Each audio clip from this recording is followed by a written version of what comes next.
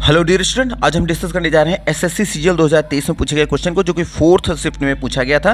देखिए हमारा क्वेश्चन क्या कर रहा है कि द अवेलेबिलिटी ऑफ फंड्स, जो फंड मतलब पैसे की जो अवेलेबिलिटी जो उपलब्धता है, विल बी इंश्योर, वो कंफर्म हो जाएगी इफ, अगर ऑल अगर वो सभी ट्राई टू सबमिट, अगर वो सब कोशिश करेंगे सबमिट करने की, द प्रपोजल, जो प्रपोजल है ऑन टाइम मतलब सही समय पे। ठीक, अब इसमें अगर एरर की बात करें तो एक चीज़ याद रखिएगा। देखिए हमारा पहला सेंटेंस किस टेंस में है, देखिए यहाँ पे आया है विल बी के साथ आया है वर्ब की थर्ड फॉर्म। ठीक, अब एक चीज़ याद रखना कि विल या शैल, अगर विल या शैल के बाद वर्ब की फर्स्ट फॉर्म आती है तो ये हमारा कहलाता है फ्यूचर इंडेफिनिट। ठीक, और अगर विल या शैल के बाद बी आ जाए, ठीक याद रखिए, अगर विल या शैल के बाद बी आ जाए, उसके बाद वर्ब की फोर्थ फॉर्म मतलब होता है वर्ब की आईएनजी फॉर्म आएगा तो फ्यूचर कॉन्टिन्यूस कहलाएगा। लेकिन विल या शैल के बाद अगर वर्ब की थर्ड फॉर्म आ जाएगी तो अगेन फिर से फ्यूचर इंडेफिनिट कहलाएगा। ठीक, इसका मतलब ये सेंटेंस हमारा किस में है, देखिए विल या शैल के साथ इंश्योर्ड क्या है, ये वर्ब की थर्ड फॉर्म है। इसका मतलब ये सेंटेंस हमारा फ्यूचर इंडेफिनिट का पेशी वाइज है। ठीक, अब चाहे एक्टिव हो या